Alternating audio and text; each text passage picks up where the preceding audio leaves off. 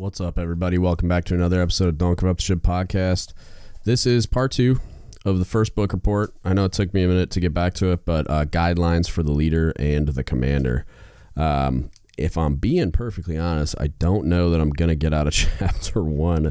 As I was reviewing everything I highlighted and the notes I wrote in the margins, there's just so much good stuff in this book that in discussing it, I don't know if I'm going to make it out of chapter 1, which is kind of ridiculous, but also it's just really good. It's interesting how much of it is translatable to now. I got asked a question when I was on the test depth there on the Midwatch podcast about do I think that leadership used to be better at like an earlier time in the Navy and really the military, and I brought up a short talk with Chief Petty Officer's article as evidence that back in the early 1900s they seemed to have their mind wrapped around good leadership and kind of what they should be expecting out of their chiefs.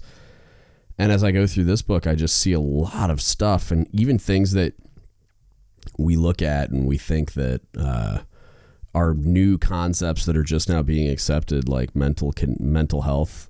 It gets mentioned in here, and I'll get to it in a second, but it's just a great book. I highly recommend checking it out. It's Guidelines for the Leader and the Commander by General Bruce C. Clarke, and they just kind of started printing it again. It was hard. Apparently it was really hard to find before, and you can get it on Amazon now, though, so check that out.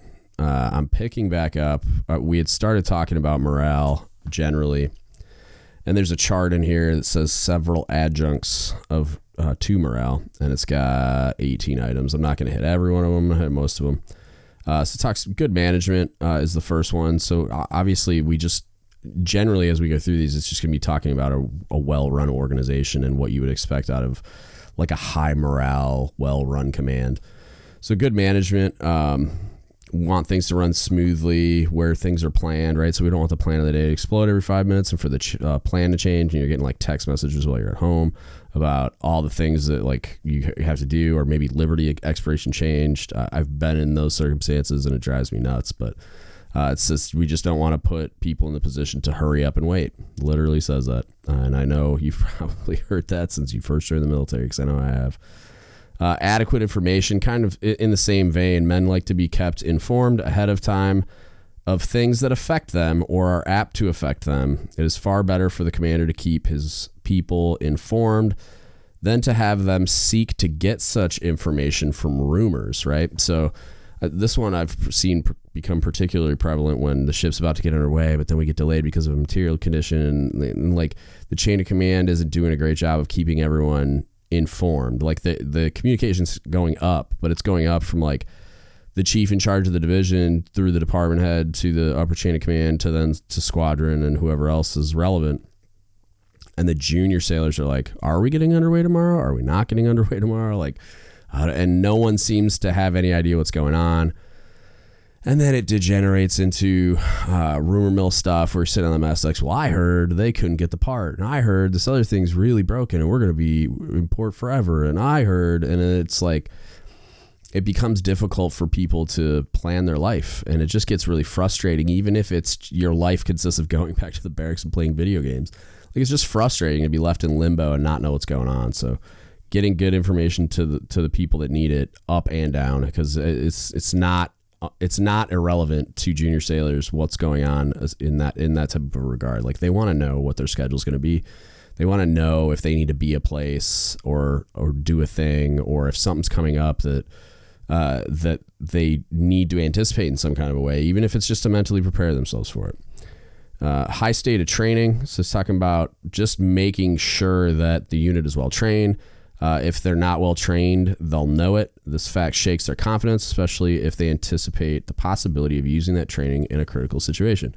So being a submariner, this is like burned into my brain forever. Like, we will never not be training. Like, it's just a thing that is ingrained in the culture of submarining. It's like, if there's an opportunity in the plan of the week, we're doing training. Like, it's like the first answer to the question. We're like, hey, we got some free time tomorrow. What are we going to do? Training, drills, whatever. Like, we're going to do something.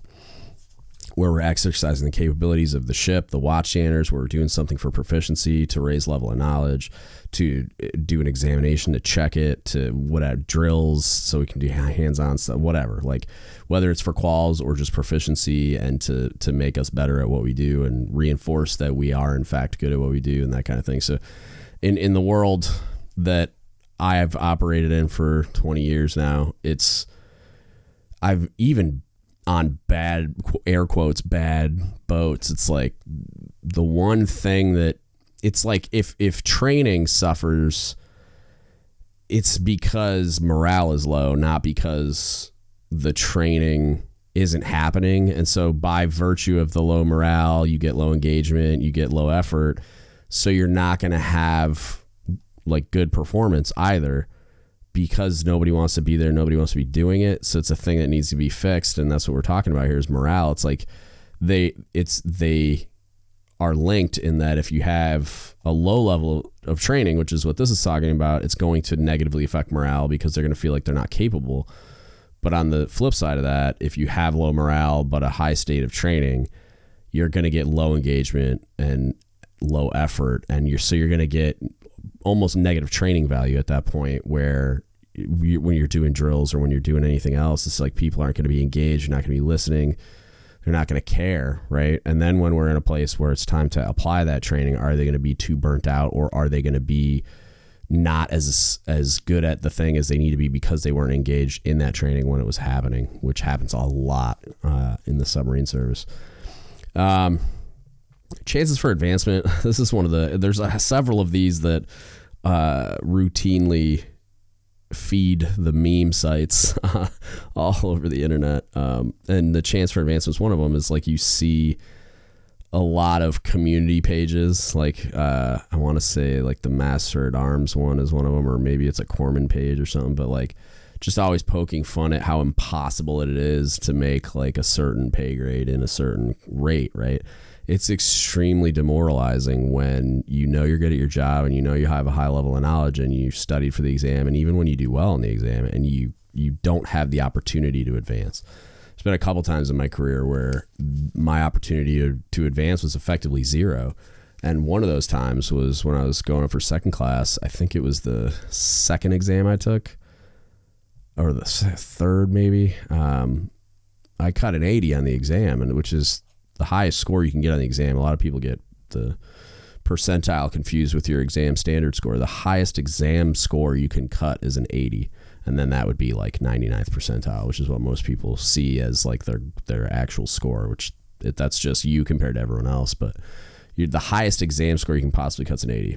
And I cut an 80 on this exam and still missed it by 13 points because they were letting people star re-enlist at the time. And then it got blocked up because the people that were star re-enlisting weren't making first class. They were staying second classes for a long time. So it got really, really clogged up to where there wasn't much opportunity for advancement. I ended up getting capped, which is now called MAPPed, right? The meritorious promotion, by my CO, who thought it was absurd that a guy can cut a perfect exam score and not advance. And so I got lucky in that regard. But it's extremely frustrating to cut, because it's like, what am I supposed to do? Go study? Like, I just got the highest possible exam score. And then the first two times I was up for Master Chief, it was effectively zero. Like one of them, it actually was zero. And then last year it was 1, but we had 2 cobs. So it was just like, those guys are going to promote first. So you just know that you're not even really going to get seriously looked at. So that applies to a lot of communities. So you want to know that there's an opportunity there, at least for advancement, which, the command doesn't have a ton of control over outside of the MAP program, which is nice because they're opening up more quotas. So there's more opportunity for people that are performing at a high level to advance. Good physical and mental condition, right? So this is the thing I was talking about earlier, where it's not just the good physical condition piece, because especially this is written by an Army general. So it's extremely important. Like it's one of the physical condition is like a primary like duty almost. Like you have to be in good physical condition to do what the Army does effectively, and to do like what the Marine Corps does effectively. Like to be a warfighter, like they're carrying a bunch of heavy gear, they're fighting, they're like literally with their hands sometimes, like digging holes and doing all, I don't know, like I'm butchering this, I'm sure, but they're doing a lot of really physically demanding things all the time. It's part of their primary duty. So like prioritizing physical fitness is a high priority on their list. You'd probably like see it up there with like what we do with like drilling, like on a submarine, like doing drills and training to make sure we know how to operate and fight the ship correctly. It's like the same kind of thing. Like that's what they do. It's like physical fitness is a huge part of it. And then like they have like the Army has combatives training, and they have like obviously like their marksmanship stuff and all the other things that they do to be proficient and fight in whatever capacity they're there to do, right? Like so like a tanker is going to do tank things, and like an artilleryman is going to do artillery things. They're going to do those things a lot, but physical fitness has a lot to do with that because most of those jobs are physically demanding. But the mental condition, the fact that was in there, and that they specifically, like that's one of the things he called out specifically as an important thing for morale. It's like this book was written a long time ago. Like the original, I probably said it in the first episode, but I think the original copyright was 1963. And they're talking about mental condition, which is mental health. And it's obviously doesn't go into a ton of detail, but it's at least recognizing the fact that you need your people to be in a good mental headspace and be healthy in that regard to be effective and to have high morale, which is what we want in our units so that we are highly effective. I thought that was awesome. I thought it was really cool that they mentioned that. Good administration. So this is another one that generates a lot of memes and frustrations among the juniors. It's like, one, like leaves not getting approved, or special request shits aren't getting routed, or whatever, like where they're routing some kind of like an officer's package and like somebody doesn't take it seriously and there's a deadline associated with it or whatever. Routing that type of administration, taking it seriously, making sure it happens, even routine administration that goes back into like recognition and stuff, which we'll talk about. It's like it was like pulling teeth on one of my boats to get like the Sailor of the Quarter program to be taken seriously. It was just something that like the crew knew it was supposed to happen, but like the chief's mess just wasn't interested. And so it's like I had to wrangle everybody and really like jump up and down about making sure it happened and making sure the plaques got made and the awards got routed and all that stuff. It was just like, it was weird that like no one really seemed to care.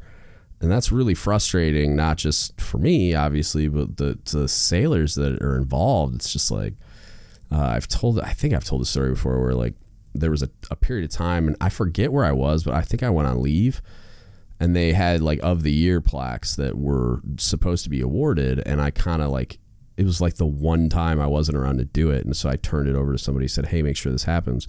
Gave them all the instructions, told them where to go, what to do, how to do it, like templates, everything.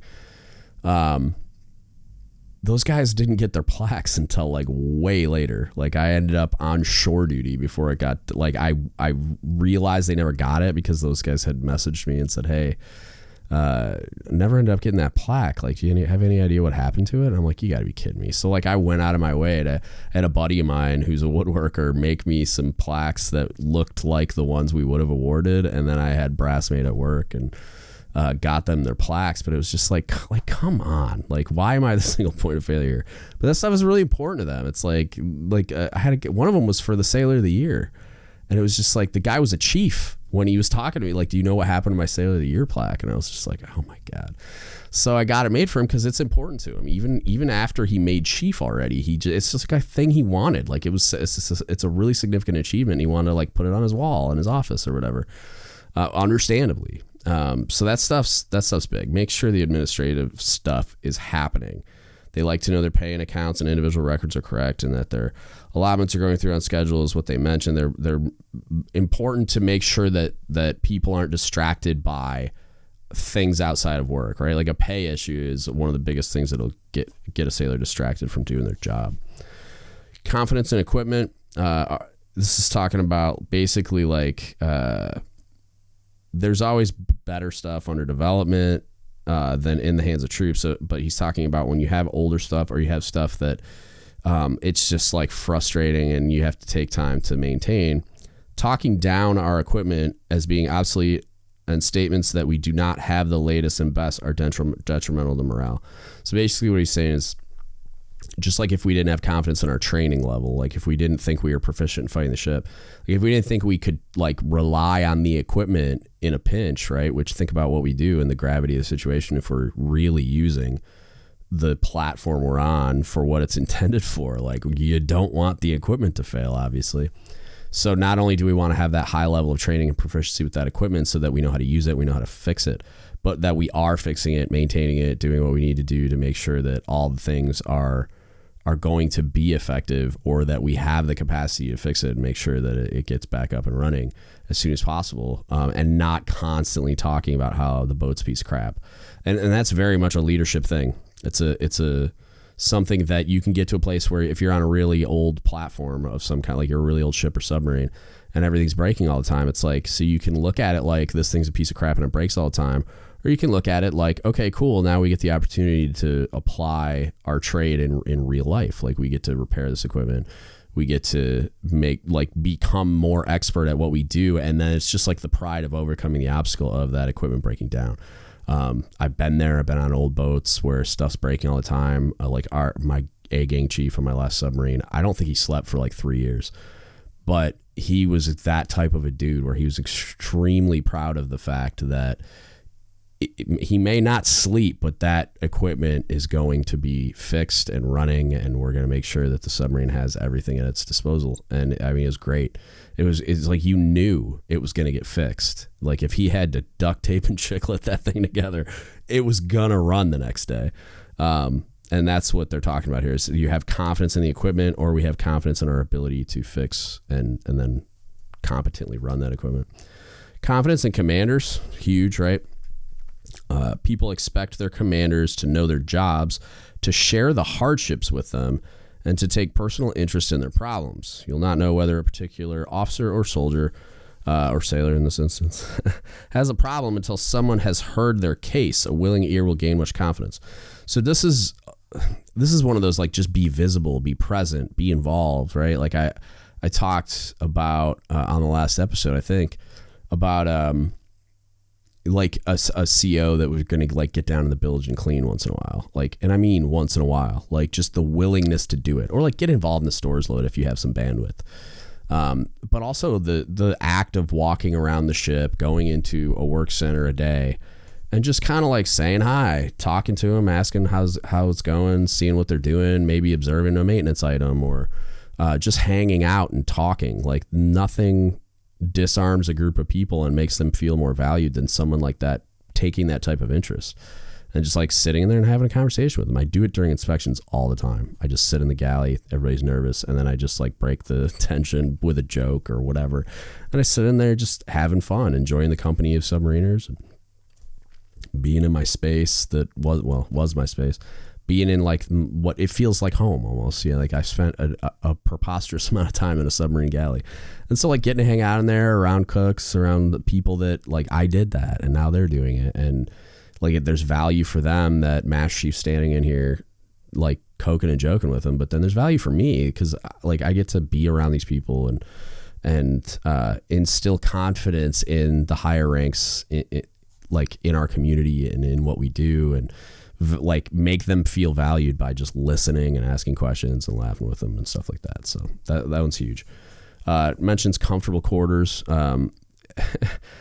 So this one in particular for me was, I wrote material condition in the margins because a lot of the submarines I go down onto, it's like it's a space on the ship that it's not prioritized by anybody, because even though we all live in a bunk room or like some version of, it's like not really owned by anybody wholly, but it kind of is, but it kind of isn't. And it's just one of those things where it's like you really got to go out of your way to prioritize it And it's really like a CMC or Cobb thing. And then we have like on submarines, deck div and the first lieutenant kind of own berthing materially. But again, I mean, like on good boats, I've seen it happen where they go through and they do a great job of like clearing those discrepancies, like those material issues, because it's a quality of life issue. And to a point, it can be a safety issue. Like when a ship's rocking and rolling, or like a submarine's taking angles and their drawers and lockers don't latch, it's like you got like missile hazards and people's stuff, right? Like on a submarine, there's no ship store. So like if I have a bunch of stuff that I brought with me in a they call them P drawers on SSBNs and GNs, like they have these big drawers. And I had like, I don't know, like soda or energy drinks or whatever people bring it away now. And it like gets destroyed because the drawer comes out and crap flies out of it, or the locker comes open and stuff flies out of it. You can't replace any of that stuff underway. Like you're screwed and all that stuff's gone. So, and then just the comfort level, like the mattresses are good. The lights work, just like the rat curtains actually close and there's actually a rat curtain present and stuff like that. Like you want to make sure. That's one of the few escapes for a sailor in a ship is their berthing area and then their actual rack. And it's just like, you want that to be as comfortable as possible. Talks about the mess, talks about my thing. So the food issued to the American soldier, or in this case, sailor, is the best that any army ever had. There's no excuse for other than a great mess. I don't disagree. There, unfortunately, is this weird attitude in the Navy where it's more like there's a bunch of administrative crap that is put on CSs that they as requirements that isn't really necessary. And I don't want to go too far down that rabbit hole because I've talked about it on other episodes, but the training level isn't where it should be. Also have gone down that rabbit hole. But it's like the food quality can and should be much higher on ships and submarines and galleys all over the Navy. It's unfortunate that it's not. Institutional change would need to happen. They would need to put money behind the training, etc. I've talked about it a bunch before, so I don't want to go too far down that hole. But for the leaders that are in the positions of like making the meals happen, it's like there's books. Go buy one. Like take the time to learn your trade, like, and hone your craft, and just go in there and do things. Like that's literally what happened on my first submarine. Was I hadn't been to culinary school yet. I went on my first shore duty, but I had worked in a professional kitchen before, and I knew a lot more than most of the cooks on board, and that kind of shocked me. But then I had the freedom on a submarine to kind of do what I wanted to make the food better, as long as I wasn't wildly varying from the recipe and even like the menu and everything else. And so I did that, and I went and spent a stupid amount of money on books. Like I knew Professional Chef, Art and Science Culinary Preparation are two of the big ones. Those are actually on our bibliography.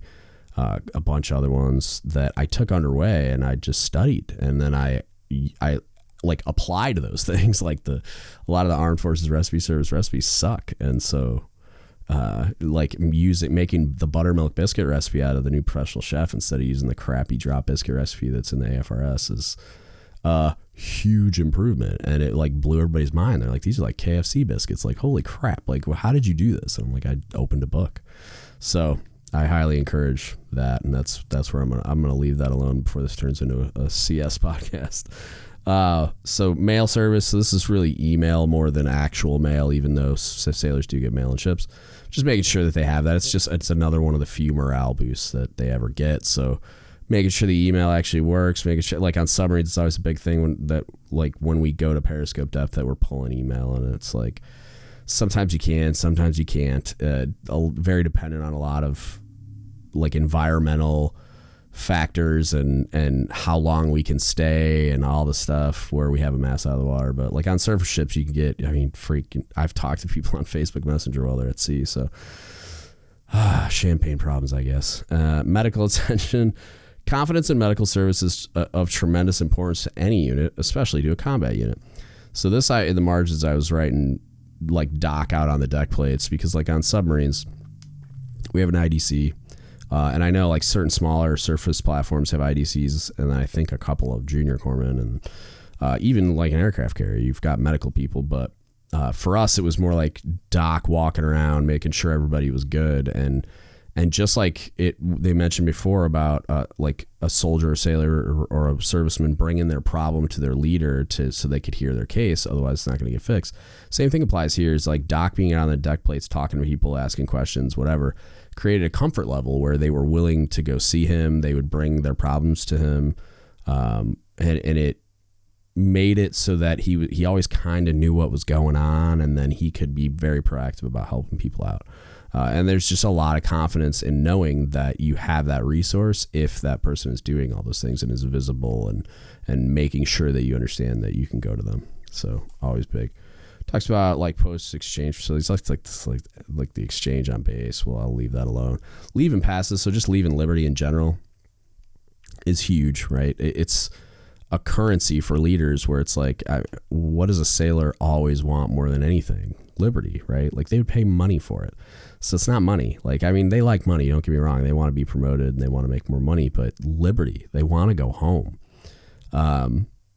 So it's like having an effective policy in such matters provides beneficial breaks in routine. The leave program should be planned so that each individual knows approximately when they are going on leave so they can plan for it, right? So just having like a leave plan, putting that out ahead of time. I always like to put like a memorandum out, especially for like planned leave periods, so that they know exactly what the dates are they can go. They know when they can leave, when they got to get back, how many days they can take. They know ahead of time that it's coming so they can plan for it. They can buy plane tickets. They can do whatever. This is really, and I've experienced it when I was very junior, where I routed leave, I was told to my face it was approved. I bought a plane ticket, and then I had a cob that randomly decided, because it wasn't actually approved, even though I was told by a chief that it was, the cob randomly decided to put some, like, I think we were doing fast cruise or something, and that I had to be back that day. He just decided I had to be back. So I had to eat like over $1,000 on a holiday plane ticket so that I could change it so I could go home. I ended up having to buy a first class ticket from Hawaii to Michigan. It was disgusting. And I didn't have a refundable ticket because I didn't think I needed one. So it was gross. I ate a ton of money on that ticket because my chain of command was ridiculous. Like it should have never happened. It was complete garbage that it did. And that happens a lot where sailors just, and they don't think they can like argue or fight it, or so sometimes it doesn't even get brought up. Like they might do that and then find out that their leave got disapproved and they already had this plane ticket, and then they don't even tell anybody that they bought one, and now they're in a financial hardship type situation. It's just ridiculous. It's such a stupid problem to have. Like, plan leave and liberty out ahead of time, let them know, and then stick to that plan. And if you adjust it, be flexible with the fact that you're the one that created this problem for them, that they had approved leave and have to change their travel plans or whatever. So it's such an easy problem to solve by just planning ahead. Awards and letters of commendation. Talked about that a little bit already. Just make sure you're using the recognition mechanisms you have available to you to recognize superior performance and just achievement in general, no matter who it is. Like if it's somebody that, even if it's just a coin, like just going out of your way to like palm somebody a coin and say good job, or get a letter, a CO's letter, a flag letter, a NAM, whatever is the correct mechanism, making sure that you're doing that appropriately, or just making sure you're administering your of the quarter and of the year programs like I talked about earlier. Those are a big deal to sailors, that it's a very like objective way to communicate to them that they're doing a good job. It's like objective public validation of their performance and of all that effort that they put in. Makes it feel like it was worth it and that they're a valuable contributing member of the team, because you're literally telling them that with a piece of paper and a medal or a whatever. Diversions. This is talking about like off-duty activity. I'm not a big mandatory fun guy, like command picnics and stuff like that. They're not bad. I've had fun at some, don't get me wrong. I think occasionally like a holiday party and maybe like a command picnic thing once in a while, like is a good thing, or even like a divisional or departmental level thing or whatever. But I'm more of like I don't want to hang out with work people in my free time because I spend an absurd amount of time with those people at work generally. But it is like good to build that rapport outside of work occasionally. So definitely doing those types of things, but more like make sure that sailors, especially the ones that are single and living in the barracks or on the ship or whatever, that they're very aware of all the things that are available to them on base, because there's a lot of stuff to do. MWR and all of like the Liberty Centers and all that stuff do an outstanding job of creating opportunities to go do things. They're not always going to go look, even though they have a Google machine in their hand. Like they can figure it out on their own, but they're not always going to. So just make sure you're letting them know, like, hey, when you have this Liberty time, there's a ton of spare time activities for you to do that'll keep you occupied, doing good things, having fun, being healthy, all those things. If positively affects mental health, everything makes them feel like good and keeps them from like staying in a dark, dank, like barracks room playing video games all day, every day, even though some of them are going to choose to do that. It's valuable and that's how they meet friends and go, all that stuff. It's big. And then standards. I was kind of surprised this was the last one because, I'm a fan of standards. But it's just talking about how overall, like, people want to be part of a sharp unit. Like, they appreciate achievement of high standards in discipline, dress, housekeeping, police, maintenance, training, and athletics, which, keep in mind, this is old. The lift in morale that comes from impressive and well-executed military ceremonies is an important factor. And so when I was talking about standards in the episode I did on it forever ago, clearly defined and communicated is huge, right? So just understanding that the unit's going to have standards, that we want to meet those standards, and that when a unit is performing well, it's going to have high morale because people want to be a part of a winning team. They just do. It's going to add to their value of themselves, like their own self-worth and their own like self-actualization. So just making sure that when you have a culture like that, when you've created that type of an environment, that you're taking the time to clearly define and communicate the standards of that unit that has this great culture, so that all the new incoming people can understand when they check in, like, hey, this is what we do here. This is like who we are and what we believe. And then make sure that the unit is well trained on it. They understand them and that they're communicating them and kind of helping to maintain that culture so that you don't lose it. The next thing is they went into a list of things that kind of evaluate when you have a good unit, like how to recognize it. I'm not going to go through all of it because some of it's really obvious, but a couple ones I highlighted was good housekeeping. It's just like cleanliness, really, like, is a way to tell if you have a good unit. And it sounds silly, but it's also kind of true. Like because I go down on all these different units all the time to do these inspections, and it's one indicator, but it's generally a pretty telling one. Like that if you go down and the boat's filthy and like paint's chipped and stuff's rusty, and that's going to be an indication of the morale of the unit. Pride. Are the men eager to show their accomplishments? Do they point to their unit's history with pride? Do they have something good to sell and try to sell it? Which I thought was an interesting way of communicating that. But the one unit that I've been a part of that was the special projects platform, pride was always very, very high. Everybody was always extremely proud to say they were part of that unit.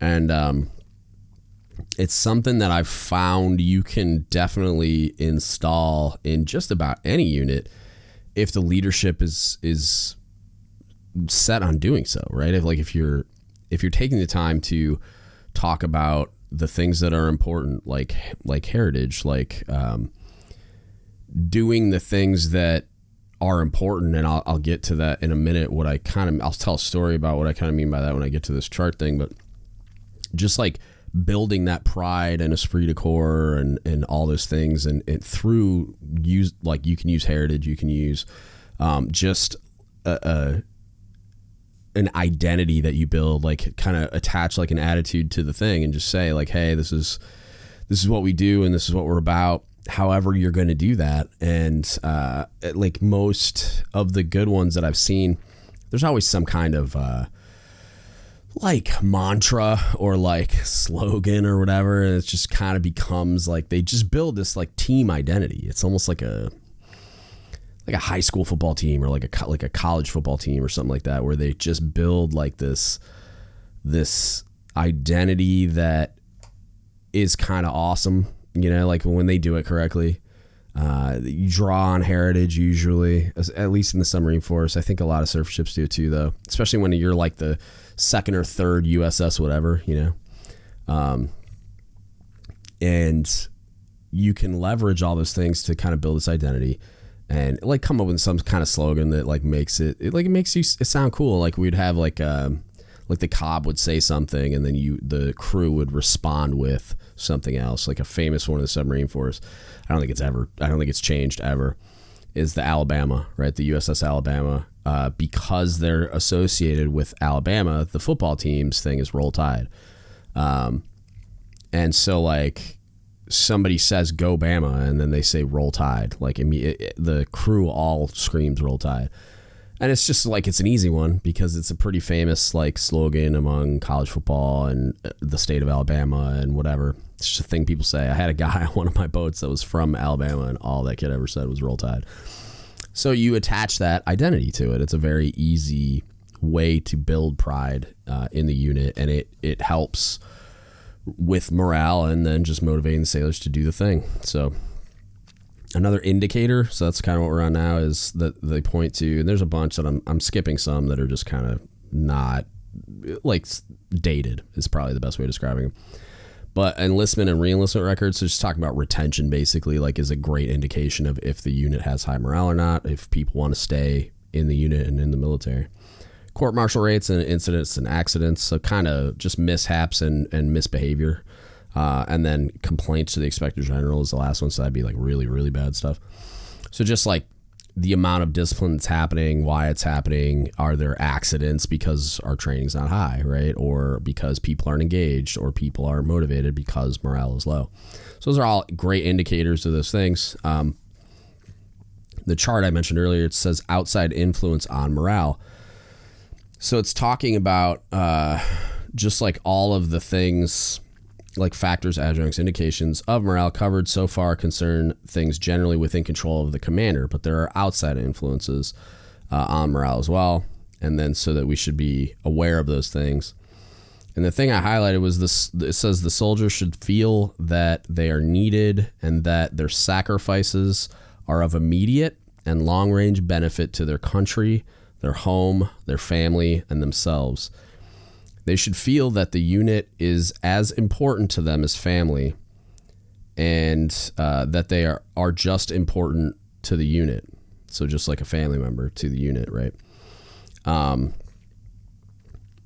What I thought was interesting about this is, like, in order to create, and when we talked about it on the last episode about they need to feel so attached to the idea and mission that they're willing to sacrifice heavily for it, right?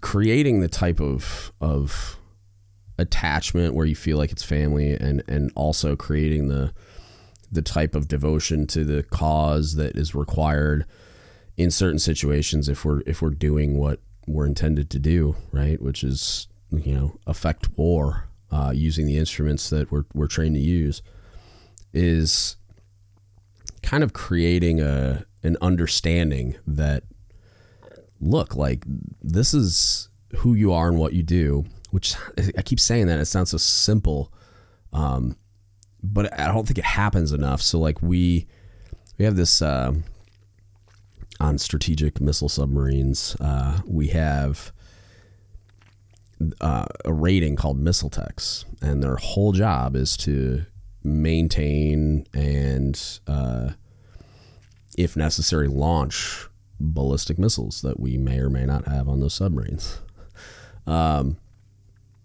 And it's a pretty crazy responsibility if you think about it.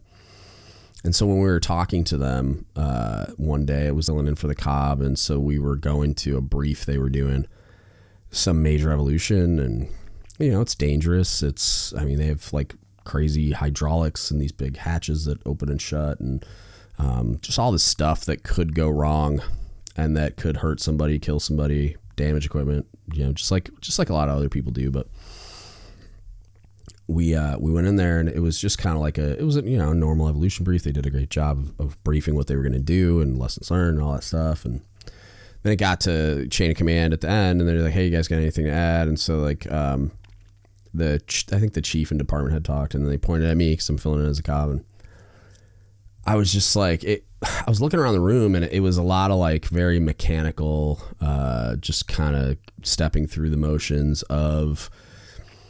But there had been a lot of things that had happened recently, like near that brief that they had kind of screwed some stuff up and had some, not like a ton, but like had some procedural violations, got punched in the face.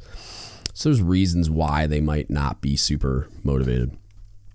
So I just kind of went on this, like I kind of did what I do sometimes, like a monologue almost on like how awesome it is that they're missile techs, and like just talked about the awesome responsibility that they have and the crazy thing that they're trusted with, and how just badass it is, and how like they should be really proud of the fact that they're doing what they're doing, that they're part of that community, and that they're being trusted with this awesome responsibility to maintain these crazy weapon systems and weapons, and that it's like kind of just reminding them like, hey, no, what you do, even though in the moment it can seem like soul crushing and monotonous and like just obnoxious to a point, it's like also what you're doing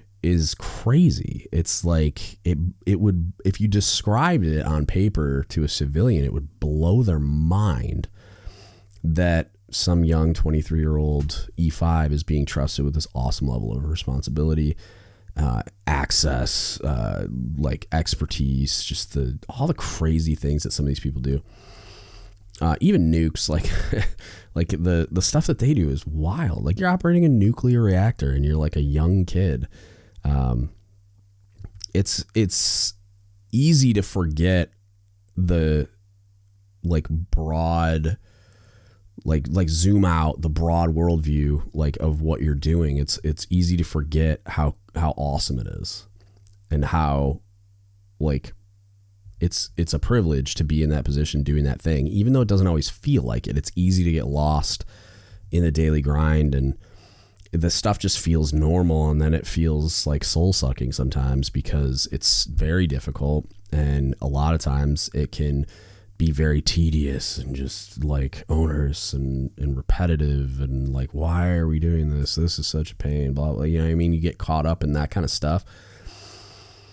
And then there's times where, like, as diving officer watch, I surfaced a submarine, and then, you get to do that crazy evolution, and it's stressful, and you can look at it like, oh my God, this sucks. I don't want to do this. And then I got relieved because I was a topside guy. So then I get to go change. I put on my float coat and my whatever and my sunglasses, and I get to go stand topside on the missile deck as this thing plows through the Pacific Ocean.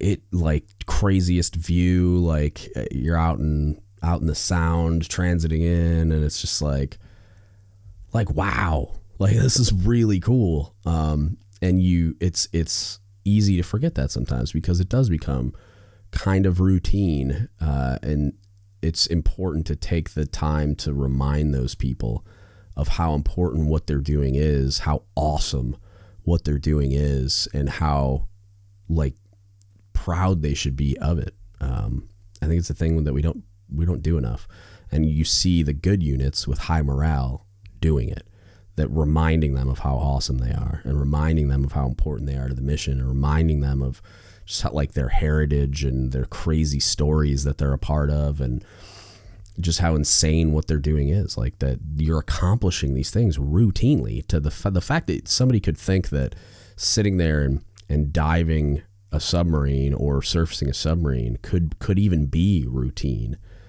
is crazy. Because, like, again, describe it to a normal person and show them a video and they're going to slap you and tell you you're insane and that's incredible that you did that and holy crap and be blown away by it. So it's important that as leaders, we're reminding our people of what they're doing and how crazy and awesome it is.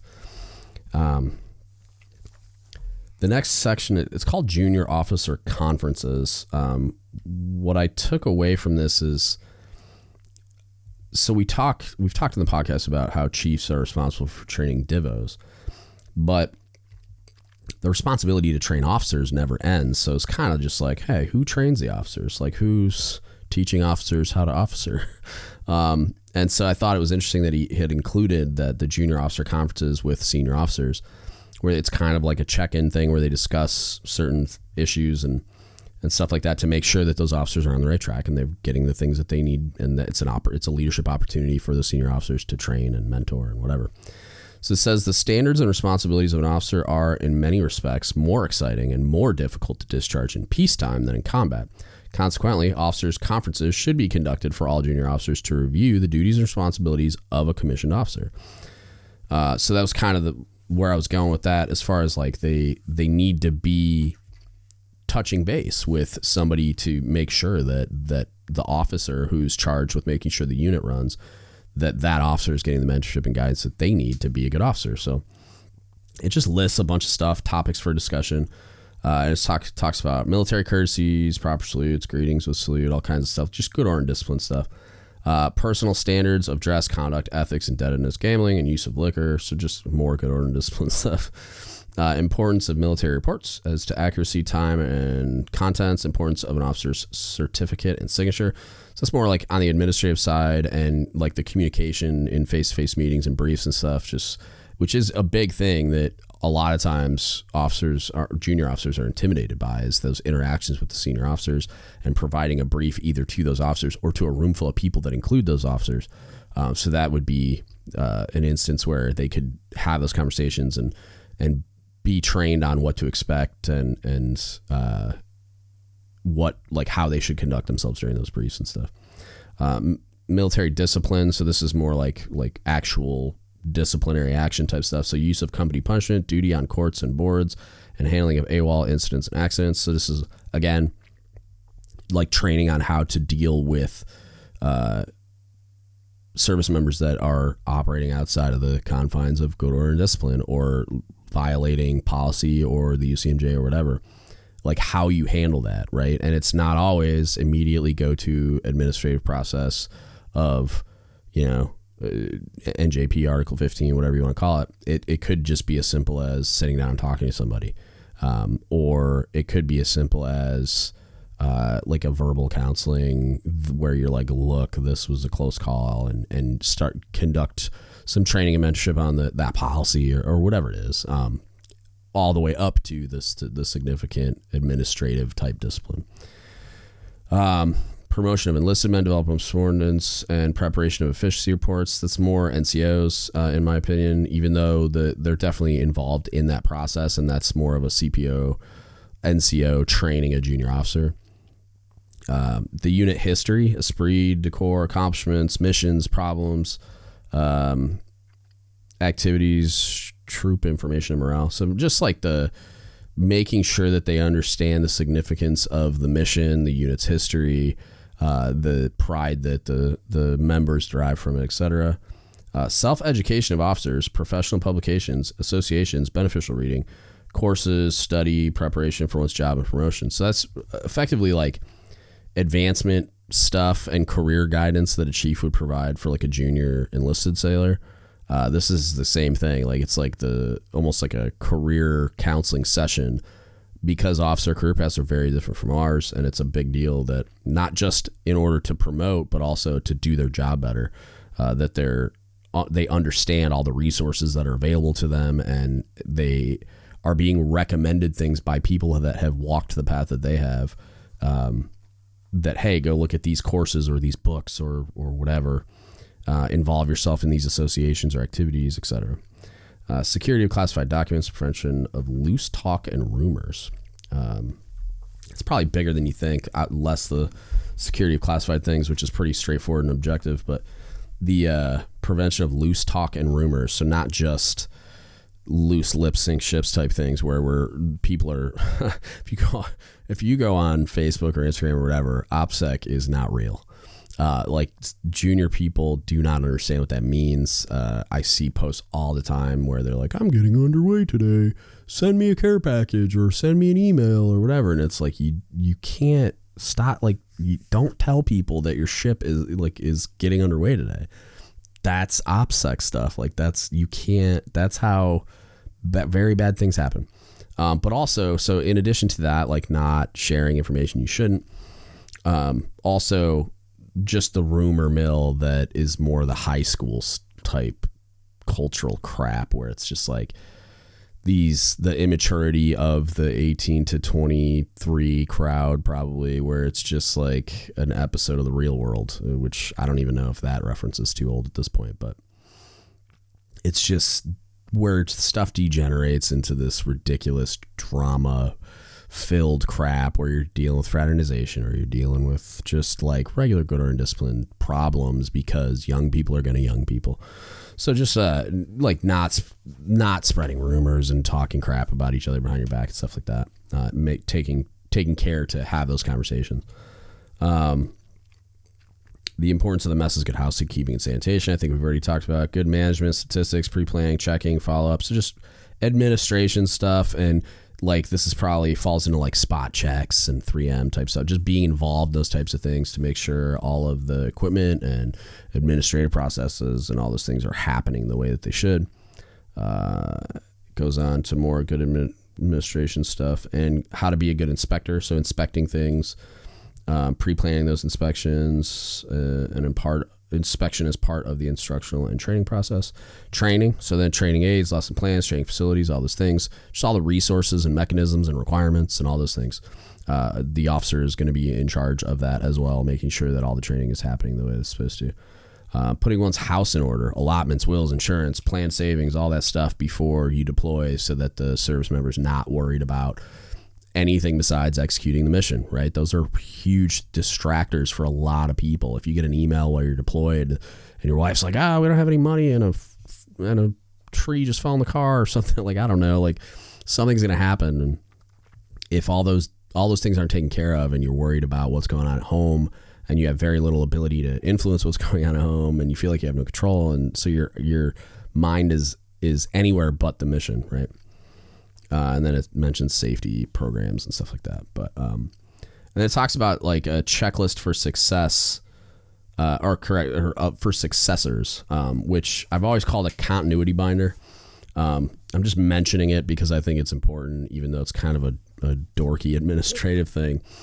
It says every commander at every echelon should maintain a continuing checklist to be left for or given to the successor.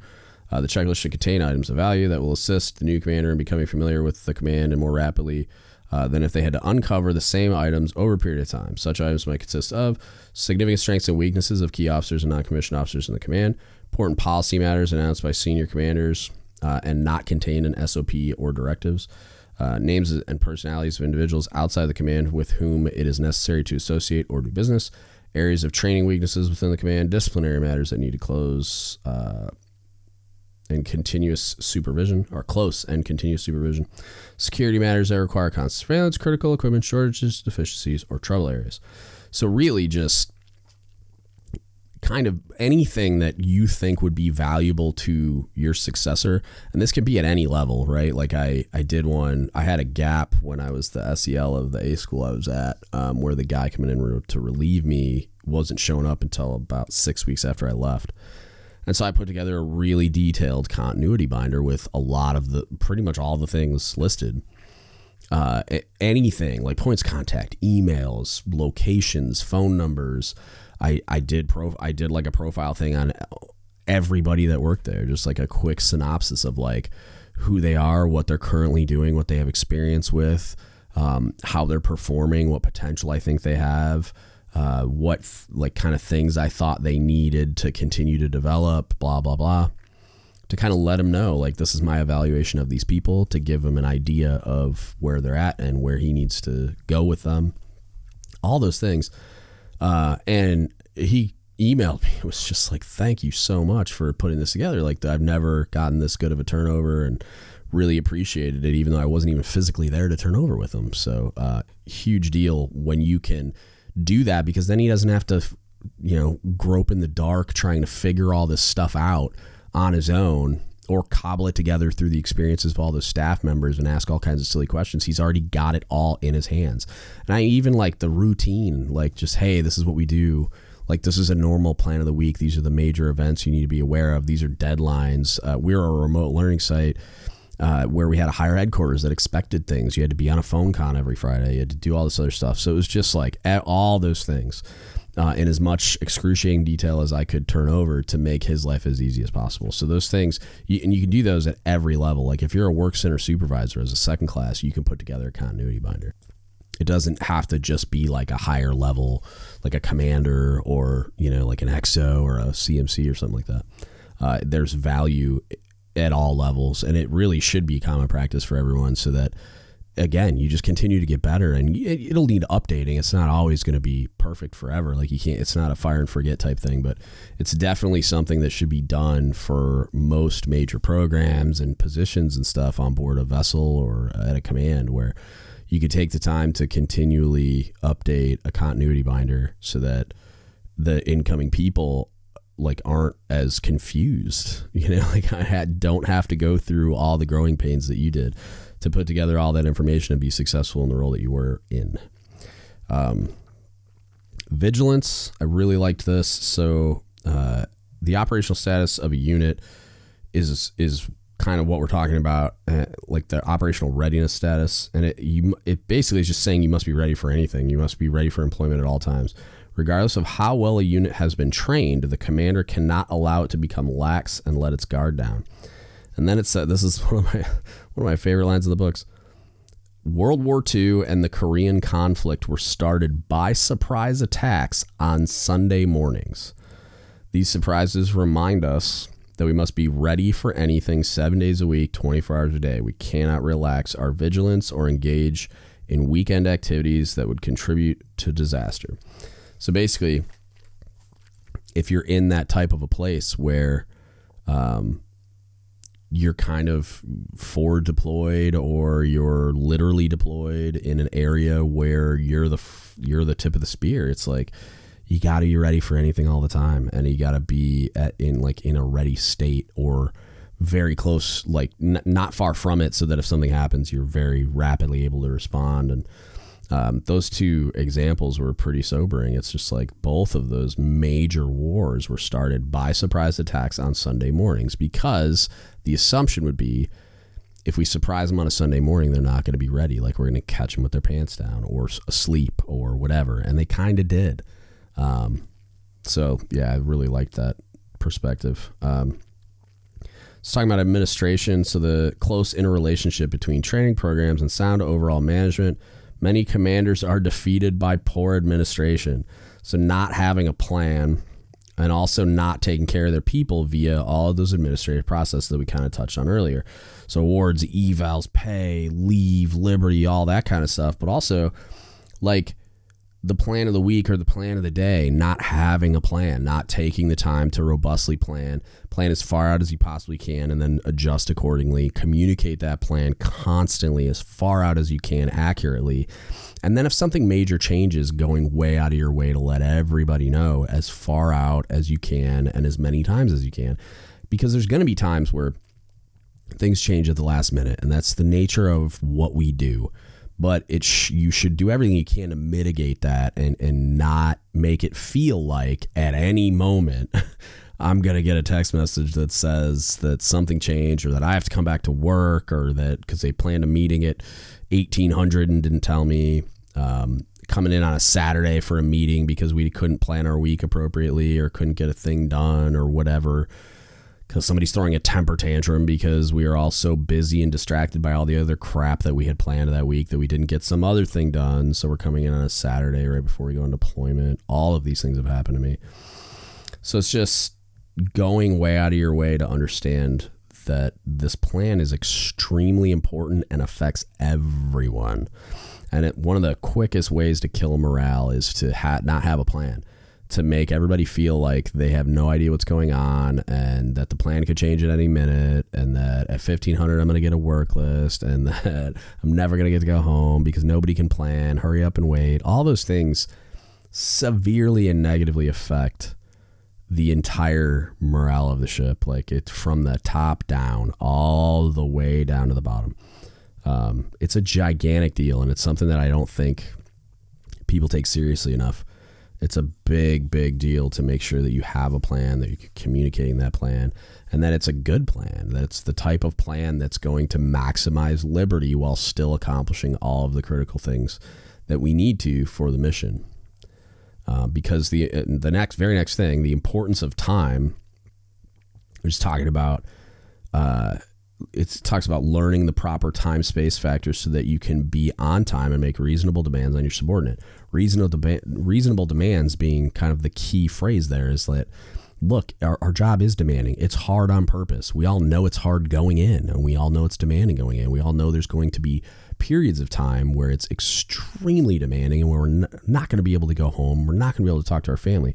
So in the times where we are getting ready to go do the thing, or we've just gotten back from doing the thing, there should almost be no reason why you're making unreasonable demands of your people. Like, why, because, and I go back to the two-crew submarine concept, because that was my most recent experience, is when the submarine is on deployment with the other crew on it, and we're back in a building and in like this administrative and trading like status, we are extremely adept at shooting ourselves in the foot and just like completely destroying everyone's ability to go on liberty, because we find all these things we need to do, like all these just onerous administrative processes and time filling whatever, and we're going to do training, and we're going to do trainers, and we're going to do a barbecue, and we're going to do all this other crap. And it's like you just create all these things where it feels like you never get to go home, and it's like the warship isn't even here. How are we not getting to go home? And there were times where the command would prioritize that, but there was also an unreasonable demand on everyone's time to train and qualify and become proficient. It's like do all these things, and it's like, I get it, and those things are not important, but the demands need to be reasonable. Otherwise, you're going to get a whole bunch of people that have all this training and no morale or motivation or engagement, and it's going to be all for naught, and you're going to get poor results. You will, I promise. Anticipating problems, so just trying to anticipate situations that can be avoided if the probable consequences of existing conditions are previously anticipated and negative. Incidents do not occur until the stage has been set. For some time, the outstanding officer knows where things are likely to go wrong and plans preventative actions. So sometimes you can just see the anvil that's about to fall on your head coming, and a lot of that comes through experience. So just taking the time to recognize those things and mitigate as much as possible. Personality of the commander has an enormous influence on their unit.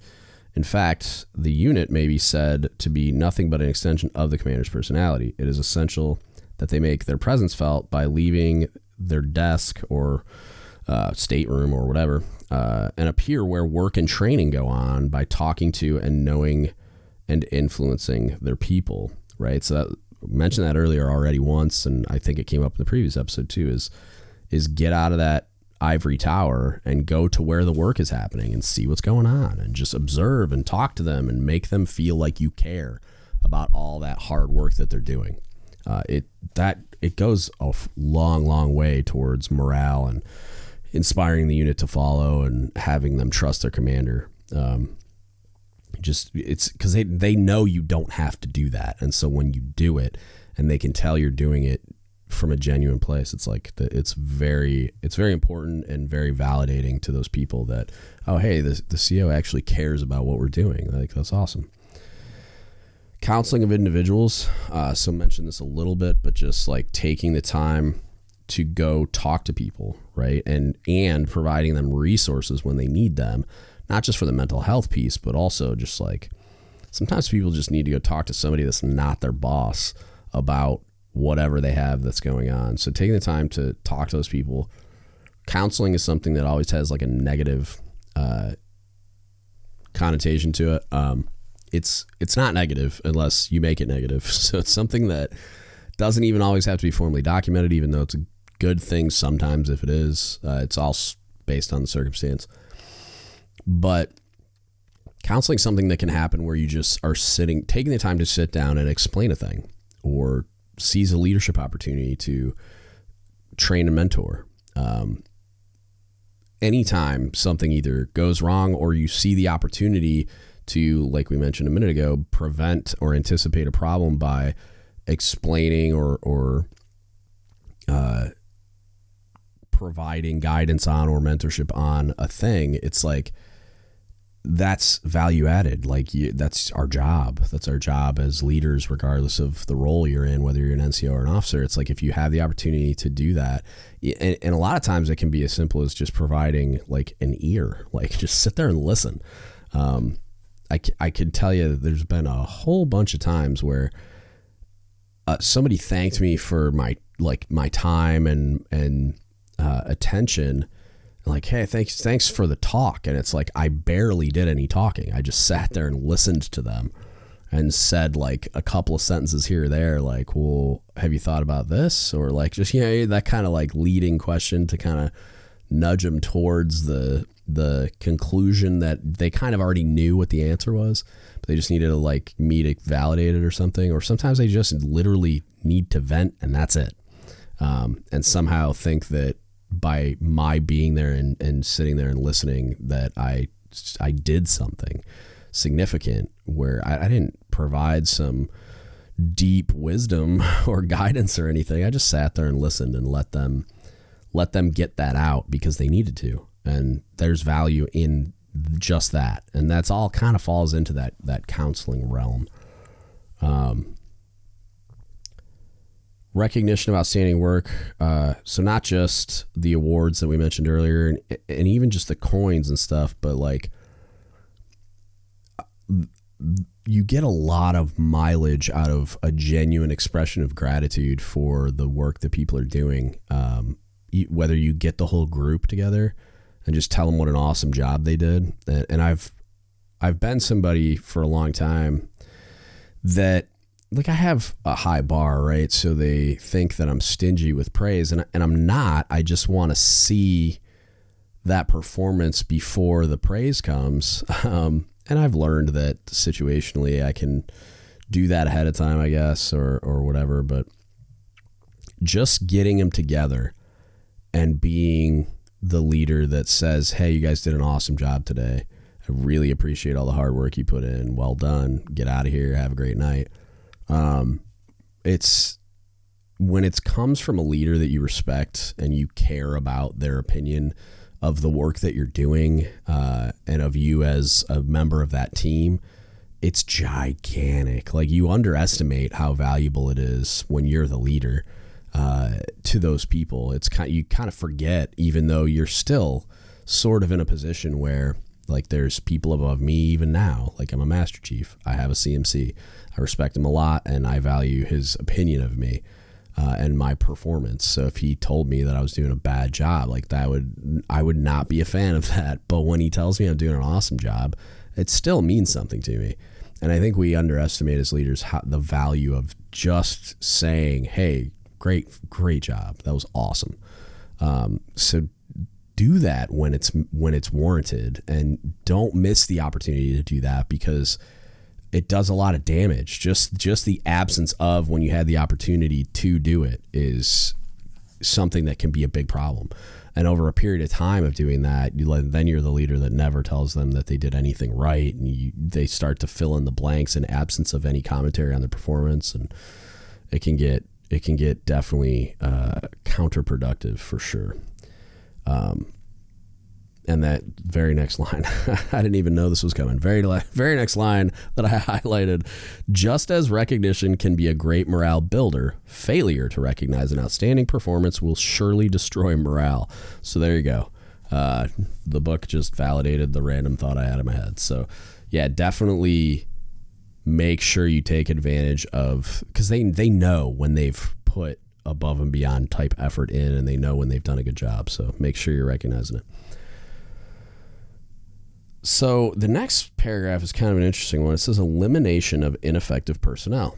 So that makes me scratch my head. So it's talking about, it is the commander's duty to contribute to raising the standards of the United States military. One approach to this goal is a continuous evaluation of their personnel, officers, NCOs, and enlisted people alike. When ineptness is revealed or continuing ineffectiveness is detected in officers or NCOs, it is the commander's duty to see the corrective measures are taken, elimination or reduction in grade as appropriate. And then I'm just gonna go on and read the next thing that I highlighted. So few things disrupt a unit more than the presence of inefficient leaders. I'll get back onto that in a second because there's a whole paragraph I highlighted, but I wrote in the margins of the elimination of ineffective personnel piece, it's kind of the inverse of that, is there's no such thing as a lost cause, right? So the accountability needs to happen for whatever the action is that is affecting the unit. And like it every circumstance is different.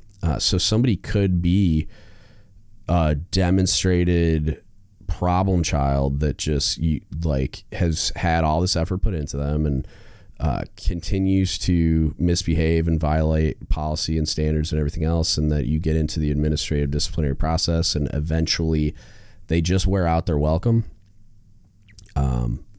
There is a certain part that's always going to be like a personal accountability piece where these are adults making adult decisions and they have to be held accountable for those decisions. Like there's an accountability piece on their end of it, no matter what, that eventually will lead to separation from the military. If you can't get to a place where you're conforming to the standards and policies of the organization and the unit. But also, I don't think there's a such thing as a lost cause where leaders should just completely ignore a person that is like having issues, and that it's like brought to your attention that, hey, like so the first red flag is that they're having some kind of performance issue. And so it's brought to your attention that this person's routinely late, or that they aren't doing the maintenance item correctly, or whatever, like whatever the indicator is. And so when you dig down into it and kind of figure out what's going on, you find out that some kind of need isn't being met, and that if you can address that need, maybe you can turn this thing around, right? And I've told stories on the podcast a ton of times where I've been able to do that and completely turn a sailor around, and now they're a valuable contributing member of the team. And there's a few where I kind of got to the situation too late, and that sailor was lost to, either higher tenure or administrative separation or whatever. Does it mean they're a terrible person? Of course not. And a lot of times it's just leadership didn't get involved where they should have and when they should have to meet that person's needs so that they could become a valuable contributing member of the team. It is not always in our control as leaders to actually be able to effectively do that. Like, you might show up and for whatever reason, that service member is too far gone. They've just made up their mind that they're not going to listen to you because they were maybe burned by someone else, or they just don't trust chiefs or officers or whatever. Whatever happened has gotten them to a place where it doesn't matter what you do or say. It's irrecoverable and they just want out. That's going to happen. The last case I had in this kind of vicinity was like that, where it was just like, I knew it was something that it was going to be like a really tall order, but I thought there was still a chance. Like, I knew it was slim, but I thought there was a chance that I could get this kid turned around. And I was wrong. And I think it's like, I didn't recognize it at the time. I thought there was a glimmer of hope, but before I even got there, I think this young man had decided that he wanted out and he just needed to find a way. And he did. And part of the reason he found that way was I told him, like, not like I coached him on how to get out of the Navy or whatever. I told him, like, look, you're in this place where you're on very thin ice, and if you have any other issues, like, the CO is going to separate you. Not really understanding that that's what he wanted, because he wasn't telling me that. He was telling me he wanted to stay in and he wanted to do better and all this stuff. And I think he was just blowing smoke. Anyway, long story short, it didn't work. That's going to happen too. You're not going to win them all. I got a couple success stories, but you're going to run into situations where it's irrecoverable. You can't, just like you can't ignore the problem, you can't, or just like you can't, like, just, I don't want to drop an anvil on everyone's head and kick everybody out of the unit just for a couple of infractions. I want to drill down to what need isn't being met and then start addressing it and do everything I possibly can to put that sailor back on the right path. But I can't ignore the fact that a sailor that is routinely not doing what they're supposed to do affects everyone else in that unit, right? So eventually I'm going to have to make a choice between that one person and the negative effect it's having on the morale and motivation of my people, right? Like they have to pick up that person's slack. If they don't show up for duty, somebody else is on duty. If they don't show up for watch, somebody else is on watch. If they don't do a task, somebody else has to do that task. So it's like you can only try to salvage it for so long before you start having problems elsewhere, because those sailors are going to start to resent the fact that their leader isn't fixing that problem. So it's a balancing act, right? I didn't like the line where it's just talking about, like, it just says elimination of ineffective personnel. I don't want to just get rid of anybody. I want to make ineffective personnel effective. I want to fix the problem. But sometimes I can't. Sometimes, no matter how hard I try, I'm going to fail. And I still take accountability for that leadership failure, but also there's personal accountability that has to happen, and I have to protect all those other people from that negativity. So eventually I am going to eliminate that ineffective person. And so talking about leadership, so few things disrupt a unit more than the presence of ineffective leaders. Regulations provide for the reduction of enlisted men and the separation of officers for inefficiency in actual performance of their job or as a result of misconduct. The latter is where we fail most often. We fail because we do not face up the fact that key personnel, to be good leaders of young people, must also have good character. Poor character will inevitably manifest itself in poor conduct. Leaders influence the actions of their subordinates. Most leaders are considered by those of lesser rank as highly qualified and competent. Therefore, when poor conduct is manifested off duty by anyone in a leadership capacity, it has a detrimental effect on the entire unit. Especially dangerous in this regard are those key personnel who are outstanding in their work, for their influence is even greater on troops who, observing them, will often emulate their actions even to the point of delinquency. If this condition persists, it can lead to a breakdown of discipline throughout the unit in an incredibly short time. Leaders with character deficiencies, regardless of how they might appear in field training, are a luxury we cannot afford today. I couldn't agree more. Somebody in a leadership position that is low character and got to that leadership position however they got there, and that stuff will manifest itself in the daily performance of their duties, in their interactions with their people, but eventually it'll manifest itself in misconduct.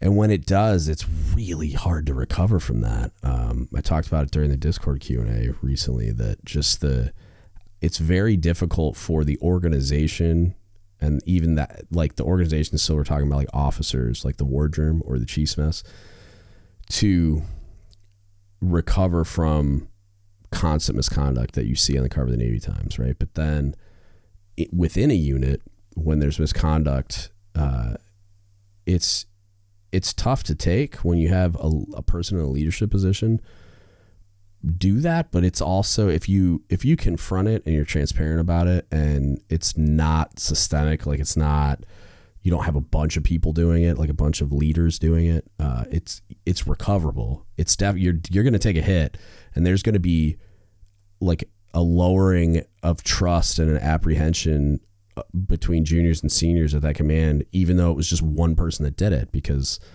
like I said, like, so if a chief gets in trouble for misconduct, all the chiefs are going to become suspect for a second. Like your trust, the people's trust in the organization of the mess just at that unit and in the unit leadership in general is going to go down as a whole. It just is. We're guilty by association in some way. And so you're going to have to work to get that back. And it's unfair because you're not the one that did it, but it also is, it is what it is. You have to take ownership of that and understand that credibility is going to take a hit, even though it wasn't you that did it, and you have to work to earn that back. And then the leader that replaces that person, if that's what happens, has to understand going in that they're going to have to do a little extra work to earn the trust of these people, and just understand that that's the situation they're walking into.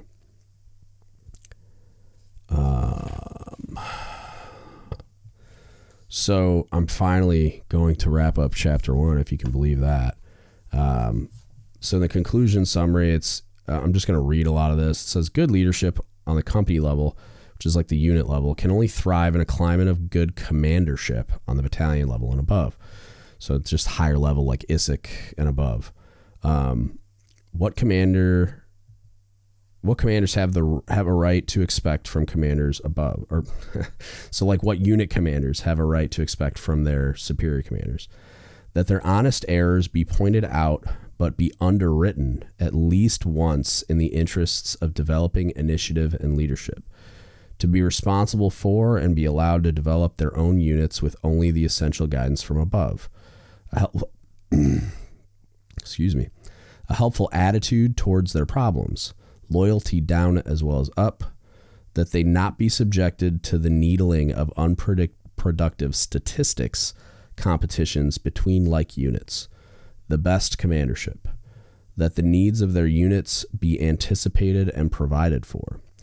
To be kept oriented as to the missions and situation in the unit above. A well thought out program of training, work, and recreation. Good training and work management. Just balance. To receive timely, clear-cut, and positive orders and decisions which are not constantly changed. That the integrity of their tactical units be maintained in assigning essential tasks. That their success be measured by the overall ability of the unit to perform its whole mission and not by the performance of one or two factors. That good works by their units be recognized and rewarded in such a way as to motivate the greatest number to do well and to seek further improvement. I really like this book. That's the end of chapter 1, and that's where I'm going to wrap this one up because it's a logical point to conclude. I really liked a lot of the content, but also the way that it concluded. There's a lot of just really, it was written almost in bullet point, where the first one is great, that their honest errors be pointed out, but be underwritten at least once in the interest of developing initiative and leadership, meaning that they want their superior commander to tell them when they're wrong, but they also want them to kind of allow them to be wrong at least once so that they can learn from that lesson and then develop initiative as a commander and their own leadership ability as a commander. Like he sometimes you got to just take lumps to learn that lesson. You have to go through the experience to understand it. You can't just read it all in a book or receive it all in one of those mentorship sessions. So I thought that was really great. A helpful attitude towards their problems is something that I wish existed in my entire military career. Most of the time, the immediate superior in command and above, anything outside of the skin of the submarine was viewed as the enemy, and that there was nothing possibly helpful about them coming down and being involved and everything else. So, and then loyalty down as well as up, it translates to that as well. Those are both linked. It's just like, it's what I've experienced is more in line with the next one, which was that they not be subjected to the needling of unproductive statistics competitions between like units, where it's like, well, this unit did better on their inspection than you did. What happened?